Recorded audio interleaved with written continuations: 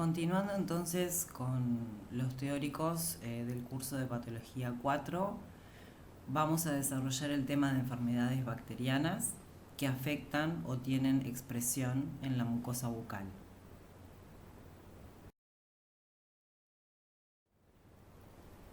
La primera diferencia que debemos plantear es en cuanto a lo que son los conceptos de enfermedad infecciosa y de infección. Cuando hablamos de infección, hablamos específicamente de la entrada o colonización microbiana en los tejidos del hospedero, del hombre, que provocan una respuesta inmune, pero puede o no ocasionar un daño. Por el contrario, la enfermedad infecciosa se produce cuando, ya sea por aumento de la virulencia o baja en las defensas del hospedero, hay una modificación del estado general o de las funciones del hospedero que lleva a que aparezcan síntomas y signos que son específicos para determinado tipo de enfermedades y que son dados en general por la liberación de mediadores químicos como por ejemplo toxinas y enzimas, y también obviamente por la propia respuesta inmune. Es decir, que en la enfermedad infecciosa hay cambios en el organismo provocados por el aumento justamente de la virulencia de esos microorganismos que generaron previamente una infección.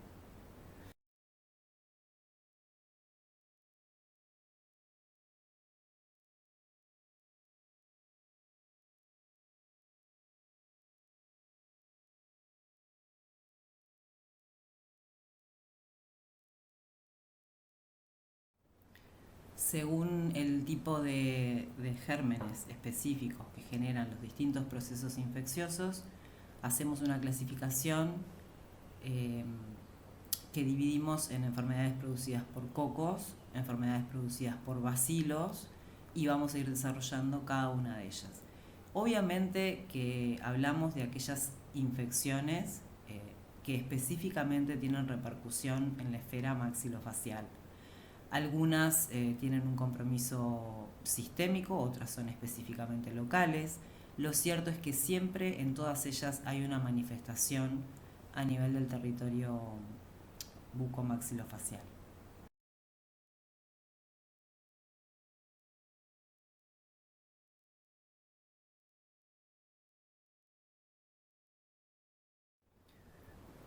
Bueno, como vieron en la diapositiva anterior, el impétigo es una piodermitis, una piodermatitis.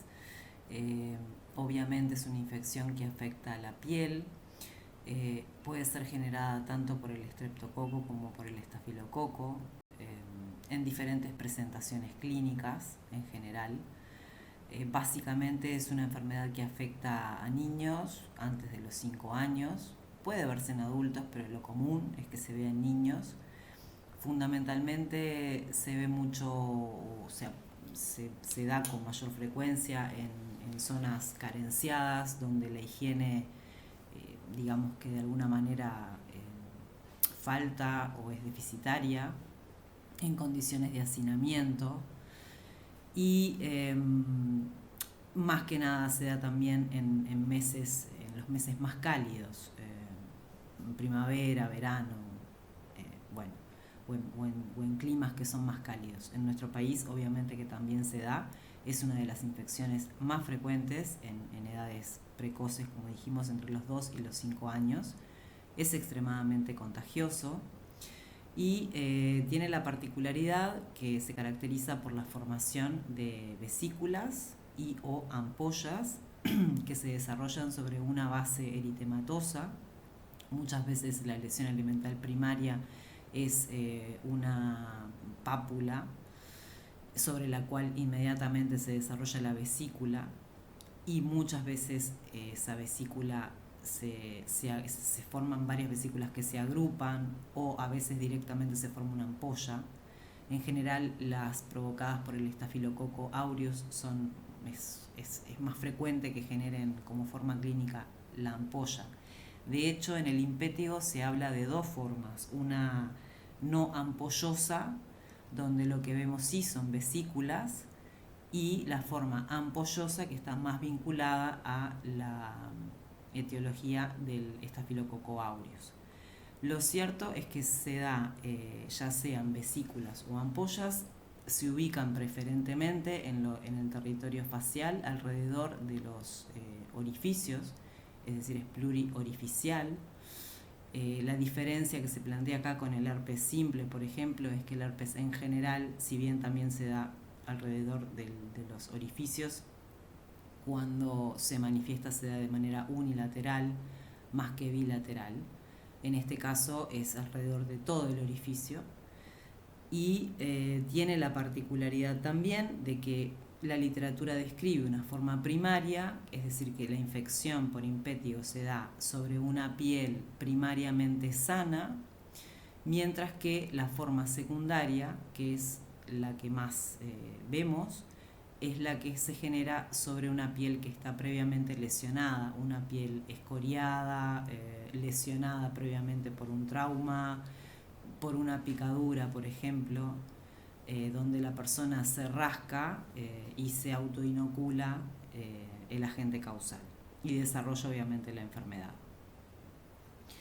Lo cierto es que estas vesículas pueden confluir como están en piel. Acuérdense que en piel, cuando la vesícula se rompe, y la vesícula como lesión elemental tiende a romperse fácilmente, se forma una costra mielesérica de color miel, a diferencia del en el herpes, por ejemplo, también se forman costras mieleséricas, pero dijimos que una de las diferencias es que más bien el herpes es unilateral y el color a veces de la costra en el herpes es más bien serohemático, a diferencia del impétigo. Esas son, digamos, manifestaciones que nos permiten plantear el diagnóstico diferencial. Son extremadamente pruriginosas, son se contagian muy fácilmente. De hecho, es muy común que, por ejemplo, en un ambiente como en una guardería o en un jardín, si un niño lo tiene, se contagian los otros niños. Ellos mismos se autoinoculan al tocarse, a través de juguetes, por ejemplo. Bueno, eso es extremadamente común.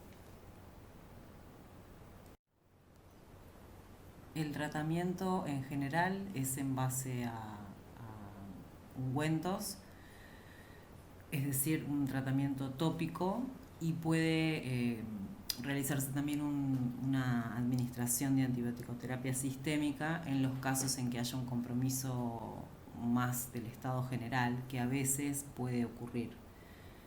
No es la norma, pero bueno, en algunos casos suele pasar.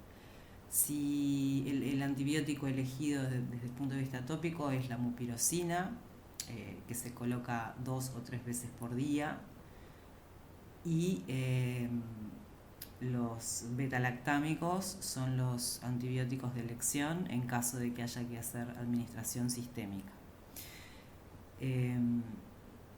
Puede haber complicaciones, aunque no es la norma, pero en aquellos pacientes que tienen sus defensas de alguna manera deprimidas, o que la virulencia es muy exacerbada, puede haber complicaciones, entre las que se destacan, por ejemplo, la glomerulonefritis. Pero también puede haber complicaciones de otro orden, como neumonías, artritis, en fin, varias. Bueno, la gingivitis estreptocóxica es un cuadro que afecta obviamente el paradencio superficial. Específicamente se da en general cuando hay una faringoamigdalitis de origen estreptocóxico también. El estreptococo beta hemolítico del grupo A, obviamente, que es el agente causal involucrado en esta patología. Es común cuando aparece una faringoamigdalitis que pueda aparecer también una gingivitis estreptocóxica, y aquí debemos plantear diagnóstico diferencial con otras entidades. En general, siendo un cuadro infeccioso, hay una manifestación general previa de astenia, malestar general, decaimiento, fiebre, que es común en estos casos, y luego aparece la manifestación a nivel de la encía. Las encías en general aparecen inflamadas, rojas, tumefactas, fácilmente sangrantes. En algunos casos donde hay un mayor compromiso puede haber aparición de pequeñas úlceras o ulceraciones o erosiones en lo que sería el crébice gingival. Aquí se plantea el diagnóstico diferencial con otras patologías infecciosas que puedan afectar también el paradencio superficial, entre ellos la gingivitis necrotizante aguda y algunas enfermedades de origen viral como la estomatitis herpética, que lo veremos luego las diferencias. El tratamiento se hace fundamentalmente en base a beta-lactámicos también, más allá del reposo y bueno, los cuidados que hay que tener en base a la enfermedad de base, que es la faringoamigdalitis. Bueno, la escarlatina es una enfermedad infecciosa también causada por estreptococos beta-hemolíticos del grupo A. Vamos a ver luego las manifestaciones clínicas y cómo se da todo el desarrollo de la enfermedad. Vamos a decir que el contacto directo o a través de las vías respiratorias es la forma en que se da el contagio en este caso. Como todo cuadro infeccioso, y en este caso en particular, aparece siempre los síntomas, digamos, prodrómicos, donde hay astenia, malestar general, decaimiento, fiebre, es lo que se llama síndrome febril en las enfermedades infecciosas. Usualmente comienza con un compromiso de amígdalas y faringe, con una faringoamigdalitis de origen estreptocóxico, y 2 o 3 días después aparece una erupción generalizada a nivel de tronco, cuello, no en palmas de manos y plantas de pie, eso en general se respeta, tampoco específicamente en la cara, pero sí en el tronco y sobre todo en las áreas de pliegue.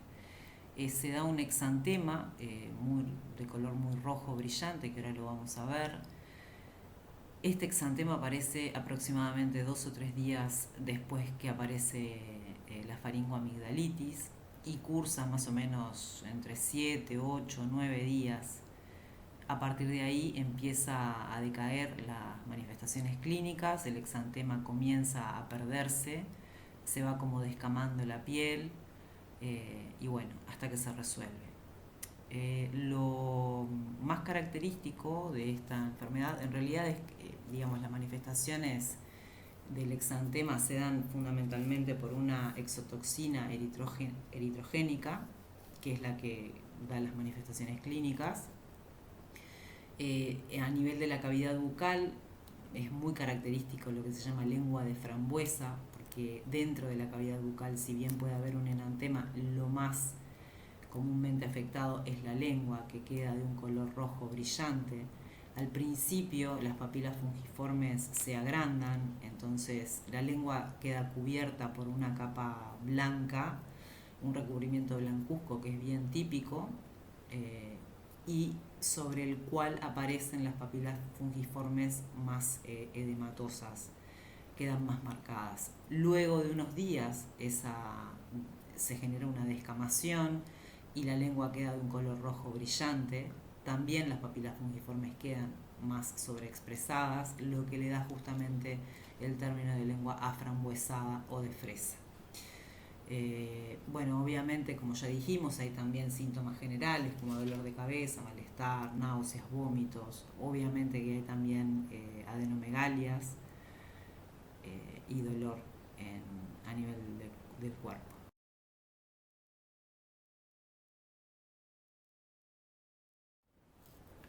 Las complicaciones en general no son súper frecuentes, pero siempre hay que tenerlas en cuenta, como en todas manifestaciones de las enfermedades infecciosas. En este caso específicamente por el estreptococo del grupo A, beta-hemolítico. Pueden aparecer complicaciones, como las vemos acá detalladas, si bien, repetimos, no es lo más característico, pero hay que tenerlo presente.